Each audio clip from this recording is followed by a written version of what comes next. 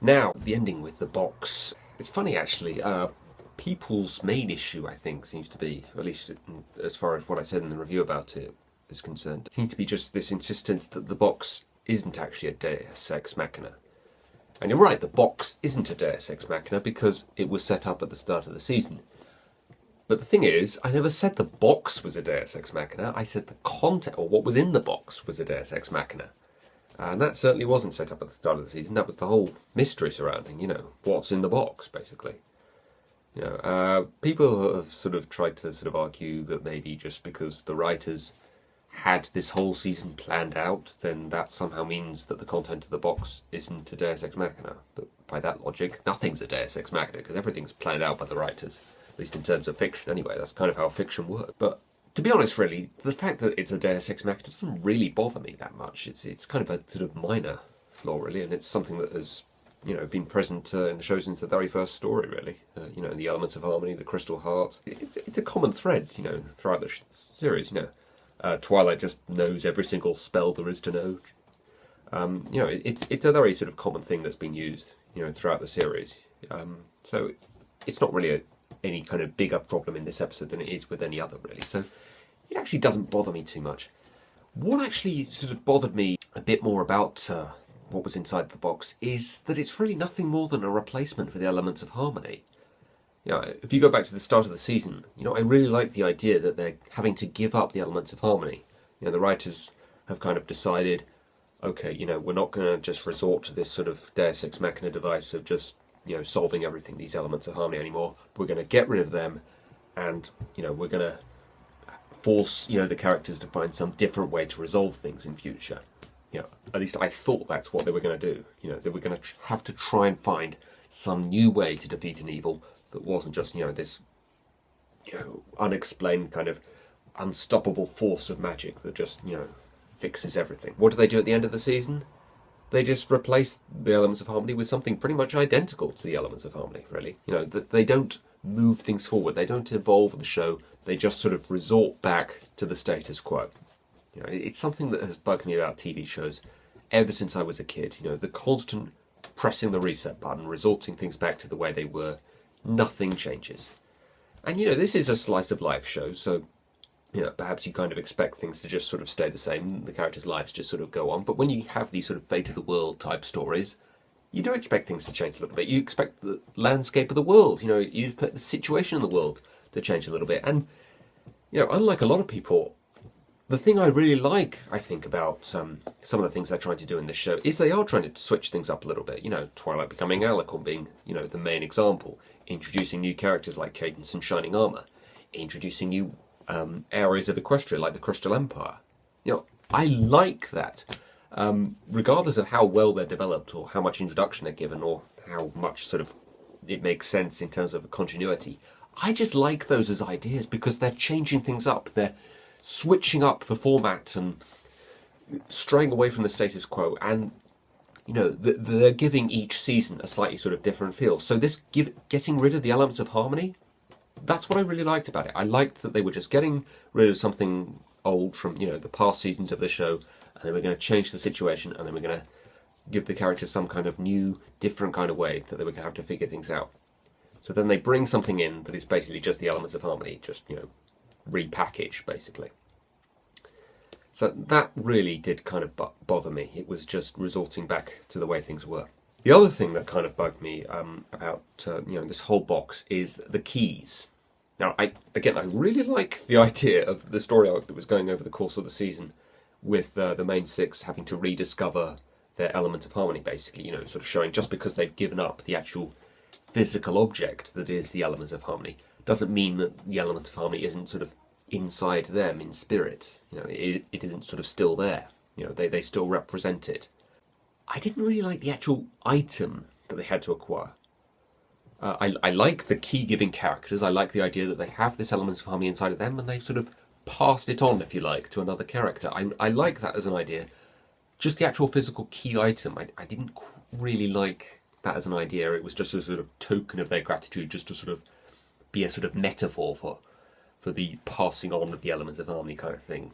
I didn't really understand that, or I didn't really like it.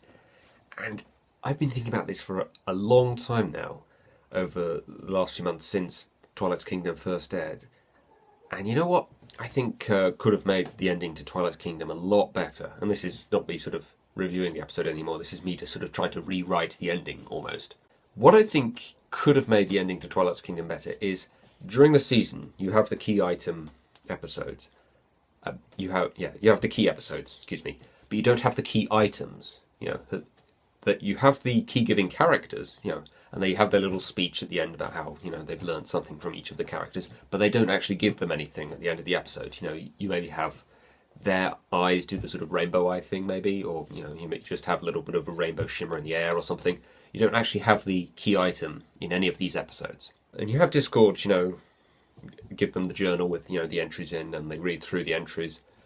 But then once they figure out the connections between these 5 incidents, rather than collecting up the key items, what happens instead, I think, is you get Twilight to contact each of the key giving characters: Coco Pamel, Spitfire, Cheese Sandwich, Seabreeze, and Silver Shill. Contacting Seabreeze might be a bit difficult since he's in another dimension, but I'm sure they could find some way to explain that. And then you have Twilight say to them, okay, you need to come to Ponyville and you need to help us out, with defeating Tyrek. We think you might have something to help us. In this version, the box doesn't have any keyholes in it. Instead, it has just a sort of lid on it that's locked somehow, let's say. And there's only one lock. So they go down to the Tree of Harmony with the 5 key-giving characters, and Twilight's just sort of thinking to herself, do you guys have any ideas of how you could open the box?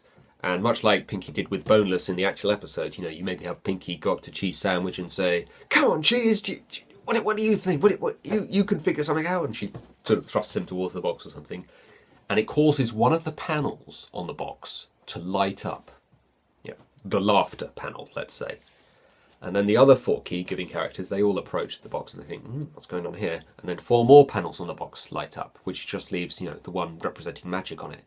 And so Twilight figures out, oh, okay, so we need another person here. We need someone that I've inspired, to, do the same in some kind of way, inspire the magic of friendship in. And she sort of thinks to herself, well, I'll have to think this through. Then Twilight and Tyrek have their fight, and at the end, obviously, Discord has his little speech and everything, which was a really nice moment, by the way. That's another thing that I really liked about this episode, the evolution of Discord. And you can really sort of feel properly sure that he is reformed now. You weren't really sure after Keep Calm and Flutter On and throughout Season 4, but after Twilight's Kingdom, you know absolutely for certain that he's been reformed. So that's another thing I really liked about the episode. He just sort of says, thank you, Twilight, for sort of showing this to me. And then Twilight sort of thinks to herself, Discord is the 6th guy, or the 6th person that we need. So they bring Discord to the chasm with the Tree of Harmony. That's another thing, actually, I just want to point out. The whole way that Applejack says, do you think that's the last one we need? And then they just go to the box to unlock it. It kind of takes the moment away from Discord, I think. That's something I didn't really sort of like. Right, so Discord joins the other 5 key-giving characters to the box. The 6th panel lights up, and, the Tree of Harmony does its sort of rainbow, flashy kind of thing, lighting up the elements of harmony. This is where my version of this is going to get a little bit controversial. The elements of harmony detach themselves from the Tree of Harmony, and the necklaces form again, and they form themselves around the 6 key-giving characters. Coco Pamel gets Rarity's element, Spitfire gets Rainbow's element, Cheese Sandwich gets Pinky's element, Silver Shill gets Applejack's element, Seabreeze gets Fluttershy's element, and Discord gets Twilight's crown. So Discord is now the element of magic. How about that? And they all do the sort of rising up in the air thing, like you've seen with the main 6 before, and they do the sort of rainbow spiral thing on Tyrek, and they defeat Tyrek. They're actually the ones to defeat Tyrek in this version. The 6 key-giving characters now represent the element of harmony. So these are now the elements of harmony. These 6 key-giving characters. The main 6. They played a part in it, but it was actually the 6 key-giving characters that actually defeated Tyrek. And also, this version, I've just sort of realised, this would mean we wouldn't have to look at those horrendous rainbow power designs in this version either, so, there's another plus. And the reason why I think this works much better, I'm kind of sort of blowing my own horn here, but the thing I actually liked about Twilight's little speech at the end of Equestria Girls is it was kind of sort of suggesting that you don't actually need the physical object that is the element of harmony in order to use the elements of harmony. It's in you. You know, it's the sort of spirit inside of you. You know, the magic of friendship is inside of you. You know, the element of generosity or honesty. It was you the whole time. You know, the actual elements, you don't actually need it. So those keys kind of sort of implied really that you do need the physical object in order to defeat these evil doers, whatever they are.